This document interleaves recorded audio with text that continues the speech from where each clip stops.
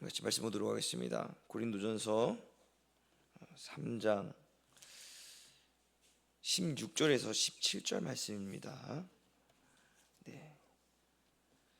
고린도전서 3장 16절에서 17절 말씀입니다.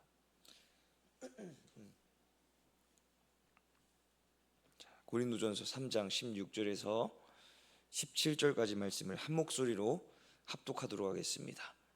같이 읽겠습니다. 시작.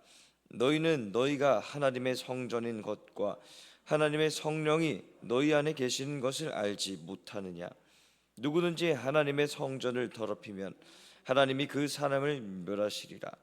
하나님의 성전은 거룩하니 너희도 그러하니라. 아멘. 자, 오늘은 고린도전서 3장 16절에서 17절까지 말씀을 통해 하나님이 계셔야 성전이 제 기능을 한다라는 제목으로 함께 말씀을 나누도록 하겠습니다. 자, 오늘 본문 16절과 17절 말씀을 보면 사도 바울이 수신인들을 말할 때 공통되게 사용되는 표현이 있습니다. 바로 성전이라는 표현이죠. 16절을 보면 너희는 하나님의 성전이라고 말하며 하나님께서 이들 안에 계심을 말하고 있고, 이 17절을 보면 하나님께서 계심으로 하나님의 성전은 거룩한 곳이고 이들 또한 거룩한 존재임을 말하고 있습니다. 여기서 우리는 성전이라는 것에 대해서 한번 생각해 볼 필요가 있습니다. 성경에서 봤을 때 처음 지어진 성전을 보자면 하면 바로 솔로몬의 성전이죠. 열왕기상 5장부터 7장까지 성전이 건축되고 성전에 필요한 기구들이 만들어졌습니다. 그리고 열왕기상 8장을 보면 언약궤가 성전에 들어오므로 구름이 성전에 가득하며 하나님의 영광이 성전을 완전히 채웠음을 볼 수 있습니다. 그러나 영원히 갈 것 같았던 이 솔로몬의 성전은 남유다가 멸망할 때 함께 무너졌습니다. 그리고 유다 백성들은 바벨론의 포로로 사로잡혀 갔습니다. 전능하신 하나님께서 여태까지 이 이스라엘을 보호하셨지만 이제는 하나님의 통치도 끝났다는 이런 생각이 유다 백성들을 사로잡았었죠. 하지만 하나님은 바벨론 이후 페르시아 왕인 고레스를 통해서 유다 백성들이 다시 예루살렘에 돌아갈 수 있게 하셨습니다. 그리고 스룹바벨의 성전을 짓게 하셨죠. 비록 이 스룹바벨의 성전은 솔로몬의 성전에 비해서는 너무나도 초라한 모습이었습니다. 그러나 이 스룹바벨 성전은 다시 예루살렘으로 돌아온 이 유다 백성들의 순수한 신앙을 회복하는 데 아주 큰 역할을 감당했죠. 시간이 지나고 스룹바벨 성전이 노후화가 됩니다. 그래서 유다 왕인 이 헤롯 대왕이 성전을 대규모 확장하여 증축했습니다. 이 성전은 지난 솔로몬 성전과 스룹바벨 성전과는 다른 성격을 지니고 있었는데요. 이전 성전들은 하나님을 향한 이 예배의 회복과 완성, 그리고 신앙 공동체의 확립을 위해서 성전이 세워졌습니다. 그러나 헤롯 성전은 유대인의 민심을 얻기 위해 증축한 성전이었습니다. 정치적인 목적이 들어간 것이었죠. 그렇기 때문에 헤롯 성전의 이 규모는 이전에 지어진 그 두 성전보다 훨씬 더 컸으며 외형적으로도 훨씬 더 화려했습니다. 다시 본문으로 돌아와서 이 사도 바울이 고린도 지역에서 복음을 전하던 시기에 성전은 바로 이 헤롯 성전이었습니다. 압도적인 규모로 인해 당시 성전을 보기만 해도 그 위압감이 엄청났을 것입니다. 유럽에 세워진 규모 있는 성당들을 생각해 보시면 아마 이해하기 쉬울 것입니다. 영상을 통해서 유럽의 성당들을 보면 비록 그 영상 안에 있는 내용이라도 건물에서 뿜어져 나오는 웅장함과 위압감이 엄청나지 않습니까? 본문 말씀 당시 사람들도 동일한 느낌을 받았을 것입니다. 성전이라는 이 건물에서 나오는 아우라가 유대인들의 신앙을 더 지켜 세우고 자부심 있는 종교로 만들었을 것이란 말이죠. 그러나 바울이 말하는 것은 정반대입니다. 바울은 당시에 존재하고 있는 이 성전을 성전이라고 말하지 않고 이 편지를 읽는 자들, 수신인들을 향해서 너희가 바로 성전이다 라고 말하고 있습니다. 이는 놀라운 반전이 아닐 수 없죠. 눈에 보이는 성전을 바라보며 그 화려함과 웅장함에 매료되지 않고 바울은 오직 성전의 참된 의미가 무엇인지를 보고 있었기 때문입니다. 겉으로 보이는 것이 성전의 전부가 아니요 성령님께서 거하시는 곳, 솔로몬의 성전과도 같이 하나님의 구름이 가득 채워서 하나님의 영광이 충만한 곳을 성전이라고 말하고 있는 것입니다. 이러한 바울의 영적인 시각은 오늘날 우리의 신앙에도 크게 영향을 미치게 됩니다. 여러분, 사람이라는 존재가 얼마나 이 보는 것에 취약합니까? 보이는 대로 결정하고 판단하기 때문에 어떻게든 좋게 보이려고 애쓰는 모습들을 많이 보게 됩니다. 물론 보여지는 것이 중요하지 않다고 말하는 것은 아닙니다. 그러나 외형만을 중요하게 생각하는 것은 결국은 내부를 공허하게 만들게 됩니다. 헤롯의 성전을 보면 외형으로 봤을 때는 이전의 그 어떠한 성전들보다도 덜 나위 없이 완벽해 보였습니다. 그 누구도 이 성전을 보면 하나님께서 살아계시긴 하는구나 하는 생각을 가질 정도로 성전은 아주 웅장했습니다. 그러나 결과는 어떻게 됩니까? 헤롯 성전이 약 주전, 그러니까 BC 20년경부터 공사가 시작되어서 주 63년에 마무리가 됩니다. 증축 공사가 대략 한 80년을 거쳐서 완성이 된다는 것이죠. 그리고 헤롯 성전은 언제 파괴가 됩니까? 이렇게 완공된 지 7년 만에 파괴가 됩니다. 외형만을 중시하는 것은 결국 아무것도 남지 않게 된다는 것이죠. 여러분, 그러므로 우리는 신앙의 외형적인 요소로서 좌우되어서는 안 되는 것입니다. 큰 교회 성도라서 자부심을 가질 필요가 없고 작은 교회 성도라서 위축될 필요가 없습니다. 교회 안에서도 마찬가지죠.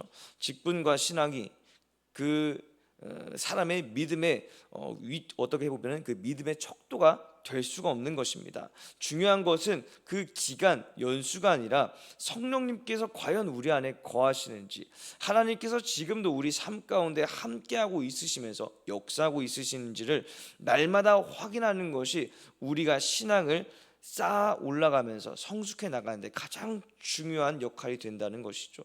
그러기 위해서 17절을 보면 이렇게 말하고 있습니다. 한번 오늘 본문 17절 말씀을 같이 한번 읽어보도록 하겠습니다. 같이 읽겠습니다. 시작. 누구든지 하나님의 성전을 더럽히면 하나님이 그 사람을 멸하시리라. 하나님의 성전은 거룩하니 너희도 그러하니라. 아멘. 자, 이 17절을 보면 성전을 더럽히는 자가 기록되어 있죠.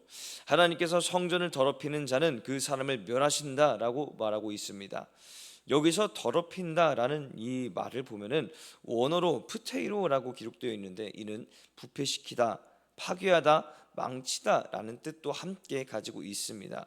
그러니까 하나님의 성전을 더럽히는 자는 성전을 파괴하는 자요, 성전을 망치는 자라는 것입니다.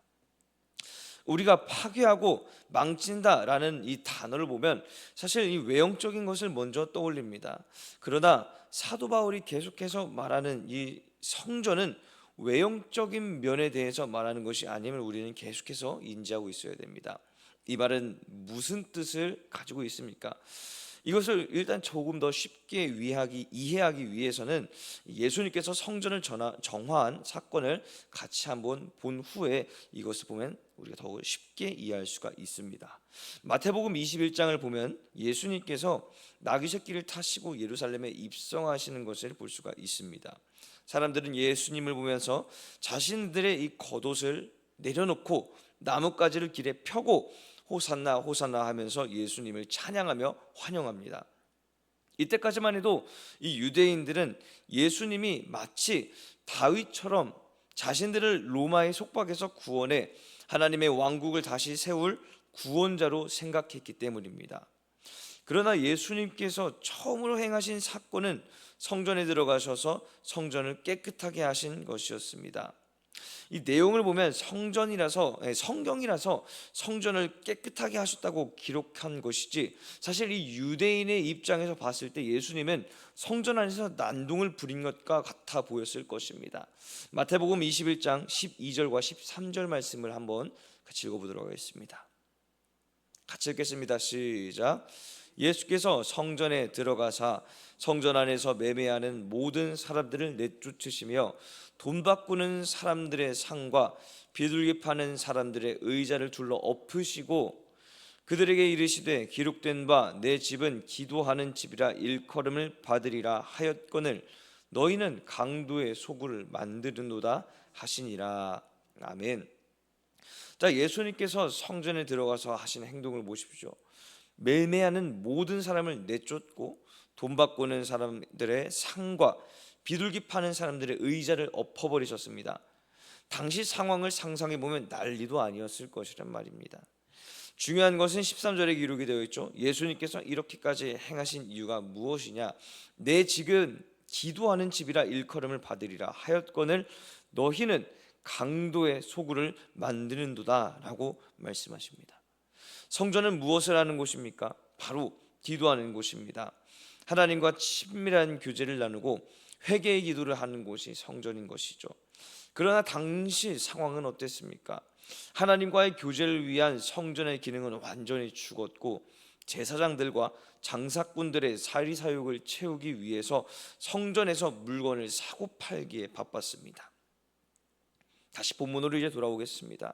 우리는 예수님께서 성전을 정화하신 사건을 통해서 알 수가 있습니다. 하나님의 성전을 더럽힌다는 것은 어떤 사람의 중심이 하나님으로 가득 차 있는데 마치 솔로몬의 성전에 하나님의 영광이 임한 것 같죠. 그런데 그 사람이 중심을 흐트러뜨려서 하나님이 아닌 다른 것으로 채우는 것을 말합니다.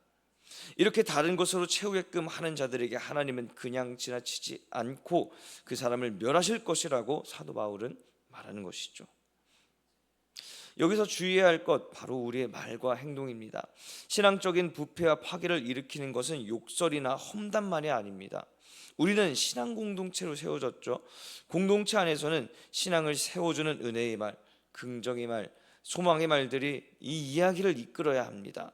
하지만 그러지 못하고 세상적인 말들이 신앙 공동체 안에서 나올 수가 있습니다. 대표적인 것이 돈과 관련된 내용이죠. 이러한 세상의 자랑이 공동체 안으로 들어오는 것을 우리는 심히 경계해야 합니다. 이로 인해서 하나님이 중심인 사람들 중 예상치 못한 사람들이 시험에 들고 근심에 처하게 됩니다. 결국 아무런 생각 없이 말한 대화가 누군가의 마음속 하나님의 성전을 더럽히는 결과를 가져오게 됨을 깨닫는다면 우리는 입술 밖으로 내뱉는 모든 말을 심도 있게 고민하지 않을 수 없게 된 것이죠. 행동도 마찬가지입니다. 여러분 자신은 신앙적으로 부족하고 아직 믿음이 견고해질 부분이 많다고 느낄 수 있습니다. 하지만 누군가는 여러분의 모습을 신앙의 본보기로 삼고 닮아가기 위해서 힘씁니다. 아무도 보고 있지 않는 것 같다고 생각하지만 누군가는 여러분의 행동을 보고 있다는 것이죠. 다시 말한다면 잠깐 방심해서 신앙과 멀어진 행동을 하게 된다면 누군가는 그 모습을 보고 실족할 수 있다는 것을 우리는 명심해야 합니다. 그러므로 우리는 어떻게 살아가야 합니까? 17절을 보면 기록이 되어 있죠. 하나님의 성전은 거룩하니 너희도 그러하니라. 우리는 매일마다 우리의 삶을 살아가면서 거룩한 인생을 살아가도록 우리 자신을 이끌어야 합니다. 거룩하지 않아 보인다면 거룩해지기 위해서 하나님께 매달리고 하나님을 붙잡으면서 살아가야 하는 것이죠. 성전된 우리가 거룩함을 유지할 때 우리를 통해서 하나님의 영광이 우리의 주변뿐만 아니라 세상으로 선포됨을 깨달아야 하는 것입니다. 외형만을 중시하는 성전은 결국 무너질 수밖에 없습니다. 외형만을 중시하는 성전은 결국 그 내부가 공허해질 수밖에 없는 것입니다. 우리는 항상 우리 자신을 점검합니다. 우리의 성전, 우리의 마음, 우리의 삶 가운데 과연 성령님께서 일하고 계신지, 하나님께서 주장하고 계신지, 아니면 그 성령님이 계신 자리 가운데 다른 무언가가 우리의 삶을 이끌고 있는지를 말이죠. 이 말씀을 붙잡으시고 오늘도 승리하시는 저와 여러분 되시길 주님의 이름으로 축복합니다. 우리 함께 기도하도록 하겠습니다. 공동기도문 함께 선포하겠습니다. 같이 선포합시다. 시작. 하나님 아버지, 우리가 살아가는 모든 날마다 외식하는 신앙인이 아닌 본질을 붙잡는 신앙인이 되게 하여 주시옵소서. 다른 사람들의 겉모습에 현혹되지 않게 하시고 항상 주님께 기도하며 내 모습 그대로를 주님 앞에 드러내게 하여 주시옵소서. 하나님의 지혜를 품고 말과 행동을 항상 다스리길 원합니다. 항상 상대방과 공동체를 위해 입을 절제하게 하시고 오직 은혜와 거룩만 드러내는 믿음의 자녀들 되게 하여 주시옵소서. 예수님의 이름으로 기도합니다. 아멘.